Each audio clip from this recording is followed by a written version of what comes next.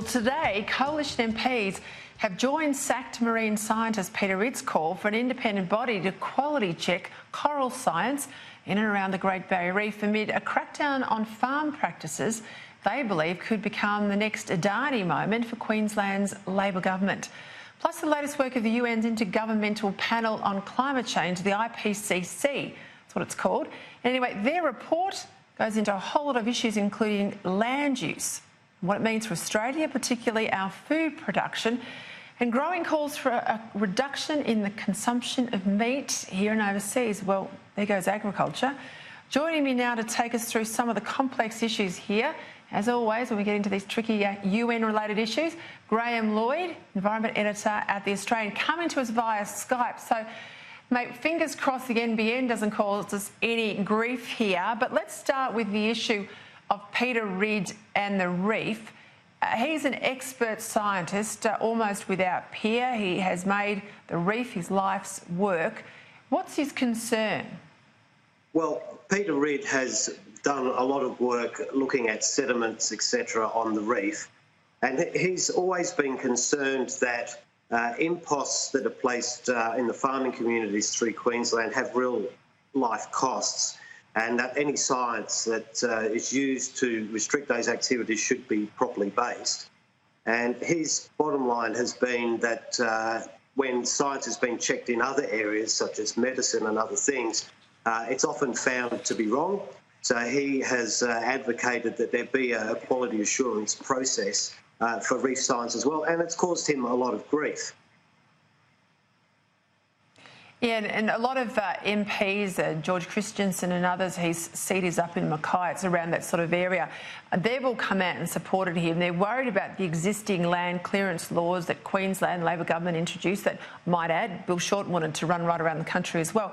They're worried about the land clearing laws that have already put farmers under pressure, and they're also concerned that this will be the thin edge of the wedge in relation to further agricultural development in and around sort of coastal areas. But more than that, they just see this as the latest salvo in the anti-Adani push. Is that fair enough, or are they out of line? Well, that's fair enough. I've just spent a week along the Queensland coast speaking to farmers in the area, and they're very concerned that there's a growing city and country divide, and politicians like George Christensen have picked up on this, and they're pushing it now increasingly hard. And the thing that they've seized upon is proposed new regulations for sugar farmers and other producers in the Great Barrier Reef catchment to improve water quality outcomes. Now, there's a great push to satisfy the UNESCO process that everything is being done that can be done to improve water quality. And the concern is that there's a lot of restrictions that could be coming on those farmers. And Peter Reid is saying, look, let's check the quality of the science on which they're based. And he's found a receptive ear among cane growers and a lot of the LNP members up there. The state LNP has passed at its conference a motion that they support Reid's call. Christensen's putting it on the agenda for the federal LNP meeting that's coming up there shortly. Mm-hmm. Well, OK, Peter Reid is touring a lot of those areas, talking, as I said, to farmers. I'll try and get him on the show to hear directly from him what sort of feedback he's getting on the ground. I want to move to the issue of the IPCC. This report on land use and agriculture and many other things is only just out. Things like a vegetarian diet and sin taxes, the same sort of sin taxes you put on alcohol and cigarettes and anything else you want to tax into non-existence. Sin taxes on meat, and a real call for the world to reduce agricultural production, reduce the consumption, the consumer end as well. Where's this all headed? Because, you know, every other time you and I have talked about, yes, we're all talking about energy and climate change, but wait till they go after agriculture and transport. The pro-climate lobby sort of downplays the fears. But if you look at the numbers, if you really do want to get those emissions down, there's a little bit of heavy lifting on energy, of course, but it's got to go right across the economy, and it's coming. That's right, and it was a very significant report that was released by the IPCC last week. It's really a follow-up to the report on 1.5 degree warming towards the end of last year. Now, what the report is saying is that the land sector provides a huge opportunity to pull carbon out of the atmosphere and store it in ways that we've seen with direct action under the Abbott scheme. But it also is central to providing a growing world population with the resources it needs to eat. So there's a desire to balance the use of crops for fuel production, to improve the forest systems and agroforestry that's in place, and also make sure that food production is as good as it can be. Now, one of the things that this is seized upon in Europe, where the thought of flying is now becoming antisocial and eating meat is following close behind.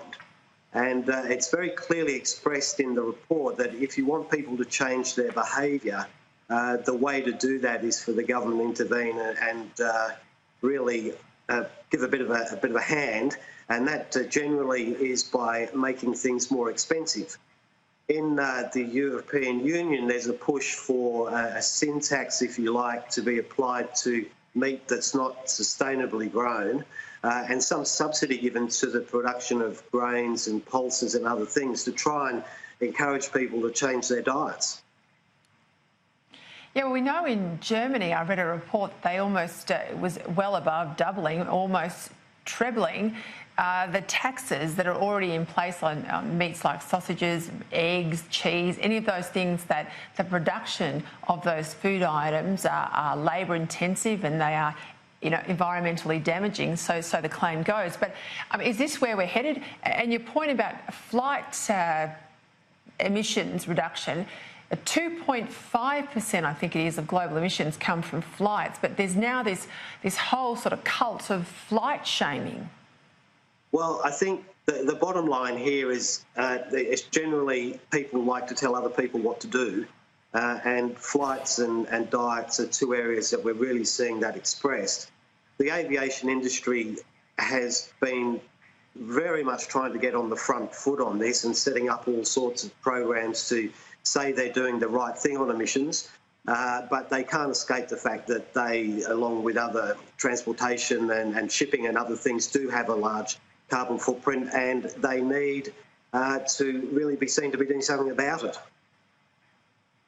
Yeah, I mean, look at that graphic on the screen. Airlines 2.5%, road transport 16.5%. So we won't be flying much anymore. We'll go back to the horse and cart. Can't have a bovine animal. We'll have to stick with a horse because of, you know, the belching and the farting and all sorts of things. Can't live in a house because there's too many emissions with construction. We'll all be back in the caves. I mean, this is where we're headed. This is sending civilization backwards. We've got this so wrong, Graham. Well, I think the reality will dawn. It's much easier to tell other people what to do than it is to change your personal behaviour. And so it will be interesting to see how these demands actually stack up with the actions of really the generation that's really pushing them forward. I think that remains to be seen.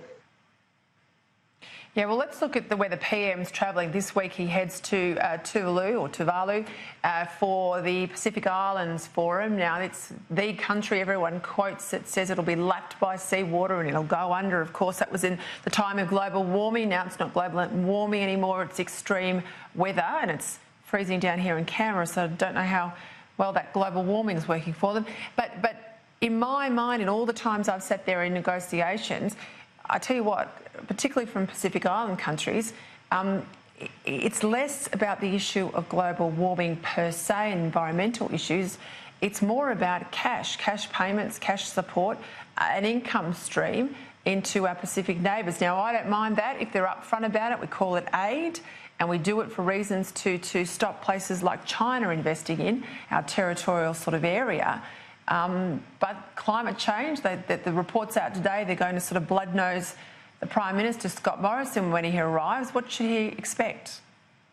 Well, I think the experience shows that this whole issue is really hot button issue throughout the Pacific. And Australia has to be very mindful on how it engages here. The Pacific Islands have been very successful in boosting their agenda up on the international stage, and Australia is very keen to engage with the region for a whole range of issues that have nothing to do with climate. But climate really is the, if you like, price of admission to be in there and to look for some of the strategic interests that Australia has. Yeah, you're absolutely right. Climate is the battering ram for a lot of our South Pacific neighbours. Anyway, we'll watch with interest and see what happens. Graham Lloyd, as always, and thank goodness the NBN had held out there. Thanks very much for your time tonight, as always, on these issues. There's no better expert than you. Thank you very much, Peter.